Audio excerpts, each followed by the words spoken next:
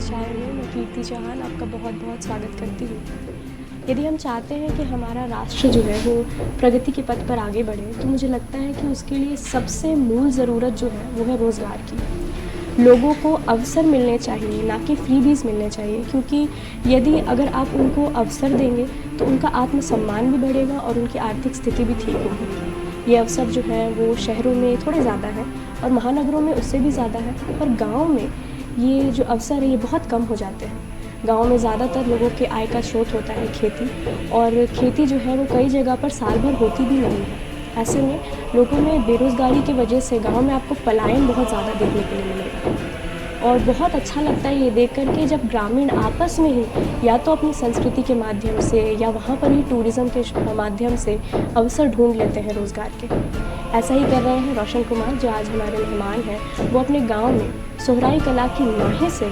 Preservation का काम कर रहे हैं, बल्कि महिलाओं को और बच्चों को सोहराई कला सिखा रहे हैं, ताकि आगे चल कर के उनका गांव जो है वो एक तरीके से टूरिस्ट अट्रैक्शन भी बन सके। और महिलाओं को उनकी सोच है कि आगे चल कर के इस सोहराई कला के माध्यम से जो कपड़े हैं उनसे उनको आर्थिक तौर पर सबल किया जाए।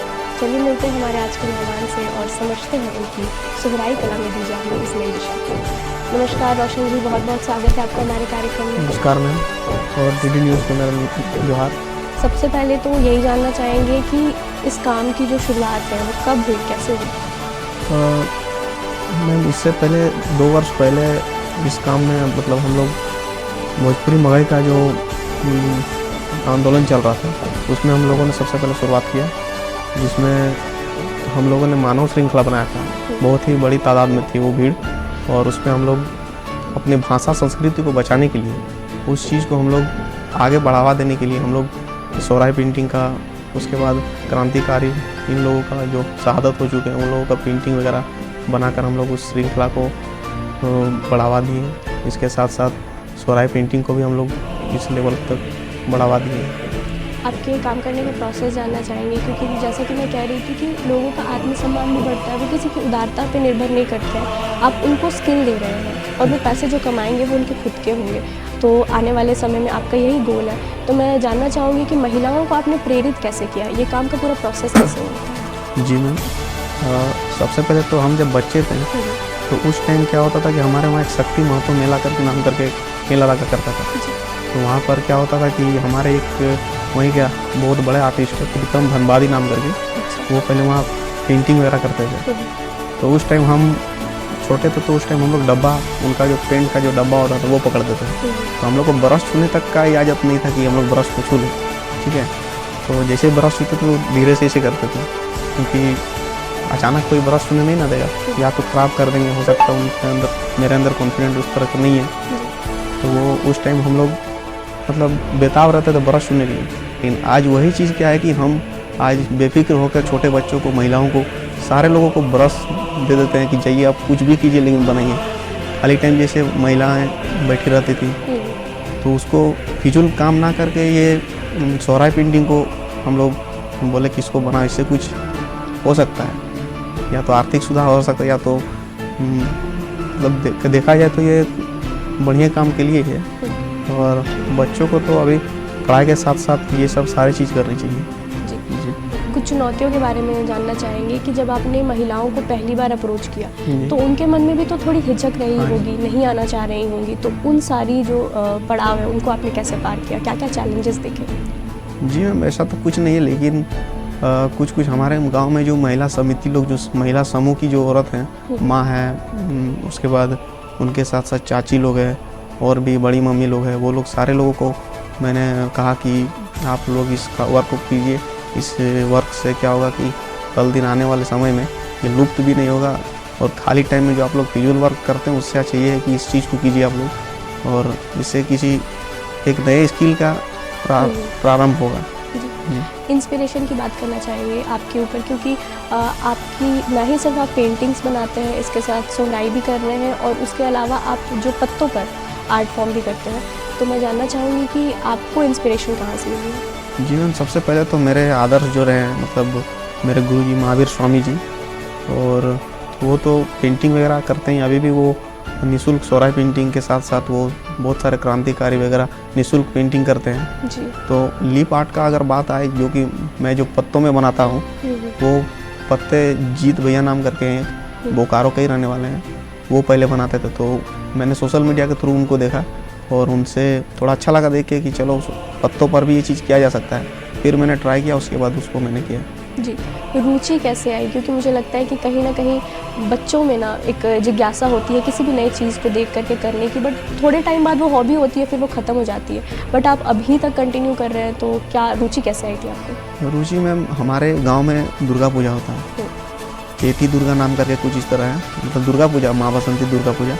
वहाँ पर क्या होता है कि मूर्तिकार लोग पहले आते थे, उसमें से एक चाचा लगते थे, वो भी मूर्तिकार थे। वो फिलहाल अभी इस दुनिया में नहीं है, बट वो जब मूर्ति कला जब करते थे तो उनका हाव भाव इतना अच्छा था कि वो किसी को मतलब इतना बेहतरीन ढंग से सिखाते थे। उनके सामने वो मतलब हम लोग उस चीज़ को देखते रहते थे कि वो कैसे बनाते थे, क्या करते थे, कलर कैसे करते थे, मतलब डाक कैसे पहनाया जाता था, साड़ी कैसे पहनाई जाती थी, सारे चीज़ उनको हम लोग देखते थे। इसके साथ साथ जब मैं स्कूल में जब था 1 2 3 4 5 में, उस टाइम दीवारों पे या फिर गमलों पर नई नई आकृतियाँ बनाते थे। वो हमारे रविंदर महतो सर एक थे जी। तो उन्होंने मुझे परखा, उन्होंने मुझे देखा और फिर हम उनके साथ भी काम किए हैं। और स्कूल में बहुत सारे पेंटिंग मैंने, सारथी देवी उच्च विद्यालय हमारे स्कूल का नाम है, वहाँ अभी भी वो पेंटिंग है। हम निकल चुके हैं लेकिन वो पेंटिंग आज भी जीवित है। तो बहुत सारे महापुरुष के पेंटिंग बने हुए हैं जो कि हमने बनाई है और हमारे सर जी बनाए हैं। ये बात आपने बहुत सही की कि क्योंकि ना जब हम दुर्गा पूजा में मूर्तियाँ देखने जाते हैं तो वो बनी हुई मूर्ति भी हम घंटों देख सकते हैं, वो इतनी सुंदर होती है और बहुत ही इंट्रीगिंग होता होगा उसको बनने का पूरा प्रोसेस देखना। तो वहाँ से तो इंटरेस्ट बनता ही है। आपसे जानना चाहेंगे कि आपके पूरे काम में कब ऐसा कोई मोमेंट रहा जब आपको लगा कि जो ये काम हो रहा है ना बहुत सही डायरेक्शन में जा रहा है? जी मैम, जब कोई भी काम स्टार्ट करते हैं उससे पहले बहुत सारे ऐसे लोग होते हैं कि उस काम को मतलब कुछ अलग नज़र से देखते हैं, या तो फिजूल की नज़र से देखते हैं या फिर कुछ अदर ही नज़र से देखते होंगे। लेकिन हमारा काम पेंटिंग का है तो बहुत लोगों को समझ में नहीं आता कि आखिर ये कर क्या रहा है। फिर कुछ करने के बाद, कुछ अच्छे बन जाने के बाद बहुत ही अच्छा लगता है। जैसे कि हमारे गांव में बहुत सारे लोगों का क्या कहना है कि हमारा पेंटिंग करो, मतलब हमारा दीवार को ख़राब मत करो। अच्छा। ऐसे होता है कि हमारा वाल पुट्टी का दीवार है, आप ख़राब क्यों कर रहे हैं? गांव में करें तो कोई बात नहीं, गांव में मिट्टी के दीवार होते हैं, मिट्टी के सब कुछ होते हैं, तो उसमें करने पर कोई दिक्कत नहीं, उनको वो सुंदर तरीक़े से बन जाता है वो। लेकिन वही अगर हम पक्के मकान पे करेंगे या फिर किसी के वाल पुट्टी वगैरह में करेंगे, दीवार में, अच्छे दीवारों में, तो वो लोग बोलेंगे कि क्या कर रहे हो, क्या नहीं। फिर हाँ, वही चीज़ हम लोगों ने उन्हें समझाया कि करके देखिए एक बार, अच्छा रहेगा। उसके बाद उस चीज़ को हमने बनाया, दिखाया उन लोगों की, देखिए कितना अच्छा बन सकता है, बनाया भी। उसके बाद जो व्यक्ति मना कर रहे थे कि हमारे दीवार पे मत बना, वो आज हमें बोल रहे हैं कि हमारे दीवार पे कब बनाओगे। जी जी। सोहराई के ऊपर हमारी इतनी चर्चा हो रही है तो बहुत सारे लोग होंगे जिनके लिए शायद सोहराई शब्द थोड़ा नया है, उनको नहीं पता है कि ये पेंटिंग कैसे होती है। जी। तो सोहराई का जो महत्व है उसके बारे में कुछ बताइए। हम सोहराई ये आदिवासियों का जो है मूल और प्राचीन कला है, जो कि हजारीबाग के बादाम गांव से मतलब उत्पत्ति हुई है। और वहाँ की महिलाएं, बूढ़ी महिलाएं, माँ बहनें, ये लोग उसका प्रचलन को चलाती आई है और आज भी चल रहा है। आज हजारीबाग से निकल के झारखंड से लेकर पूरे भारत में इसका प्रचलन चल रहा है। जी। और ये जानना चाहेंगे कि आप जब बता रहे थे कि सोशल मीडिया के थ्रू आप जीत जी के बारे में आपने जाना था, जो कि पत्तों पर करते हैं थोड़ा आर्ट, और वो वहाँ से आपने सीखा। जी। सोशल मीडिया का कितना इम्पैक्ट होता है, क्योंकि आपने एक जगह से प्रेरणा भी ली, इसके अलावा आप जो काम करते हैं वो आप खुद भी सोशल मीडिया पर डालते हैं। तो एज एन आर्टिस्ट आपको क्या लगता है कि सोशल मीडिया का आज के समय में आर्टिस्टों के लिए क्या महत्व है? मैम, आर्टिस्ट का क्या है कि देखिए, वो लोग हमेशा वर्क करना चाहता है, लेकिन उस फील्ड में वर्क मिलता नहीं वो लोग को। तो जैसे कि हम उनसे इंस्पायर हुए हैं, तो आज हो सकता है कि हमसे भी कोई इंस्पायर हो चुका है। जी। हमसे भी कुछ सीखने चाहते हैं लोग, लेकिन वो किसी कारण बस सीख नहीं पाते हैं। या तो फाइनेंस प्रॉब्लम होगा, या तो उसके घर में इजाज़त नहीं है, या फिर बहुत सारे ऐसे कठिनाई आती हैं उनके बीच में। जी। तो वहाँ पे सोशल मीडिया बहुत हेल्प करते हैं, क्योंकि हाँ। एक तो आपको काम भी सोशल मीडिया के थ्रू बहुत इजीली हाँ। मिलता है आर्टिस्ट को। यदि किसी को पसंद आया तो वहाँ से आप डायरेक्टली आपको डीएम कर सकते हैं, वहाँ पे आपसे मैसेज हाँ, कर और सकते हैं। मिले भी हैं ऐसे। मुझे जितने भी वर्क मिलते हैं, काम मिलते हैं, सारे सोशल मीडिया के थ्रू मिलते हैं। क्योंकि घर घर जाकर बताना तो पॉसिबल नहीं हो कि मैं एक आर्टिस्ट हूँ, मुझे काम दो। इससे अच्छा है कि सोशल मीडिया पे आप वीडियो डालो, आप जो कुछ भी डालो वो लोग देखेंगे। लोग सोशल मीडिया के थ्रू मुझे जानते हैं, पहचानते हैं, आज जो कुछ भी सोशल मीडिया के थ्रू। जी, आप जो काम कर रहे हैं ना वो कई जगहों पर एक स्तर पर हो भी चुका है। वहाँ पर महिलाओं को सोहराई की वजह से एक पहचान भी मिली है, जो कि इंटरनेशनल पहचान भी हम कह सकते हैं। सोहराई को भी जीआई टैग मिला है, तो ग्रामीणों को ही मदद से ही मिला है। तो मैं जानना चाहूँगी कि आपको क्या कोई किसी तरीके का ग्रांट या सरकार की तरफ से कोई मदद मिला है? क्योंकि कई जगहों पर ऐसा हुआ है जहाँ पर NGOs भी आए हैं और महिलाओं के साथ मिलकर के काम किया है सोहराई के संरक्षण के लिए। तो क्या आपके गाँव में ऐसा कुछ हो रहा है? जी नहीं मैम, अभी तक तो ऐसा कुछ भी नहीं। हम तो अभी कार्यरत है, अभी हम इस पर काम कर रहे हैं। अभी क्या होता है कि हम इस काम के साथ साथ नेम प्लेट, नंबर प्लेट वगैरह, राइटिंग वगैरह भी करते हैं, वॉल पेंटिंग वगैरह, कमीशन वर्क भी करना पड़ता है। क्योंकि कमीशन वर्क अगर हम नहीं करेंगे तो फिर हम उस निःशुल्क पेंटिंग के लिए पेंट वगैरह कहाँ से लाएंगे? उसको लाने के लिए क्या करना पड़ता है कि हमको पार्ट टाइम जॉब भी करना पड़ता है, इधर उधर से कहीं से अरेंजमेंट किया जाता है। उस चीज़ को क्या करते हैं कि अगर 100 रुपया हम अगर कमाएंगे तो उसमें से 70 रुपया अपने घर में देंगे और 30 रुपया जो उसको हम निःशुल्क सोहराई पेंटिंग में लगाते हैं। किस तरीके का काम होता है? क्योंकि मतलब आप टाइम दोनों जगह पे मैनेज करना पड़ता है, तो टाइम मैनेजमेंट कैसे होता है? टाइम मैनेजमेंट मैम एक तरह से देखा जाए तो एक कलाकार जो होता है उसका माइंड पर डिपेंड करता है, क्योंकि वो हमेशा बंधा हुआ नहीं रहना चाहता है। उसका मन जब करेगा तब वो काम करेगा, मन नहीं करेगा नहीं करेगा। क्योंकि उसका मन सही रहेगा तब वो एक नई आकृति को उत्पन्न मतलब उसको जन्म दे पाएगा। क्योंकि कला ऐसे नहीं बनता है। कुछ भी बनाए आप, उसके लिए आपको फ्रेश माइंड होना बहुत ज़रूरी है। क्योंकि वो पेंटिंग नहीं बना, वो कुछ जन्म लेना चाहता है, कुछ ना कुछ तो जन्म लेगा ही वो।